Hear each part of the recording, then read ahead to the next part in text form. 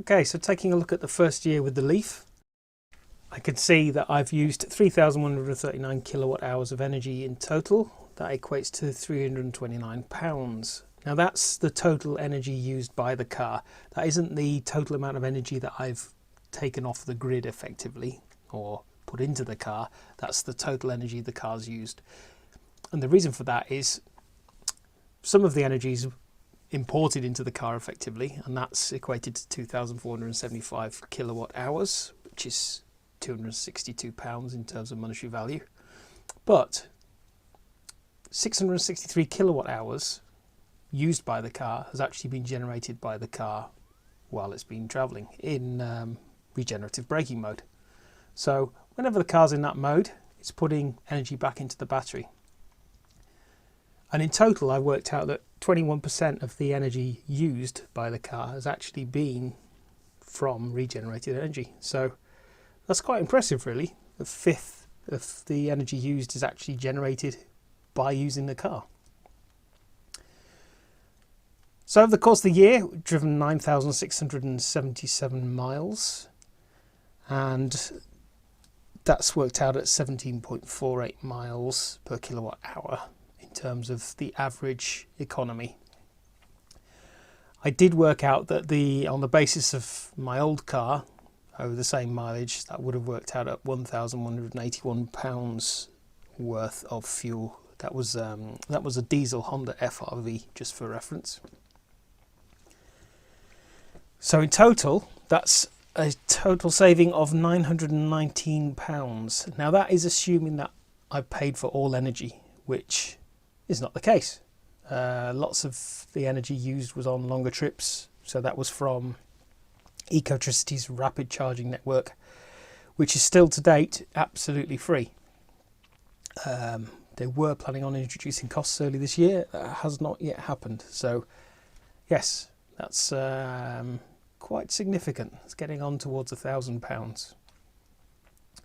And on that basis, what I thought would be interesting to do would be to work out how much extra I would have saved if I commuted. Just to explain, I work from home. I do computer type work, web applications, so I am home based. But until a few years ago, I was commuting every day from my current location to my place of work, which was a 13-mile trip, so a 26-mile round trip. I thought it'd be interesting to work out how much I would have saved on top of the amount I've just shown had I still been doing that commute.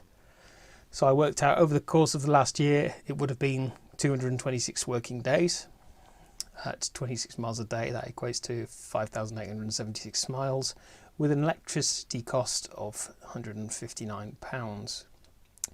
The equivalent diesel cost would have been £717, so that would have been an additional saving over the previous amount of £558.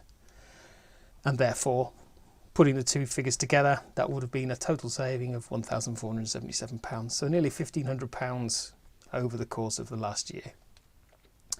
But that's a 26-mile round commute. Now, lots of people, I'm aware, do more than that. So I thought for an extra bit of fun, it'd be interesting to work out if I had a not uncommon 50-mile round trip to a place of work, which I know lots of people do have, at 25 miles each way, not that uncommon. So let's use the same figures, over the same period, and see the difference that makes. 50 miles a day over 226 working days, that's 11,300 miles, with an electricity cost of £306, equivalent diesel cost of £1,379, and therefore an additional saving of £1,073 over the amount that I have saved.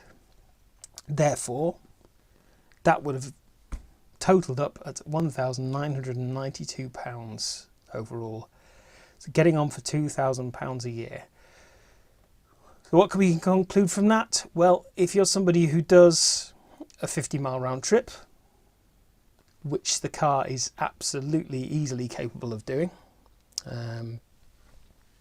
without having to charge anywhere other than home, you would be looking at getting on for £2,000 savings a year. And you can quickly work out you don't need to own the car for very long for that to make a significant total savings. on your fuel costs.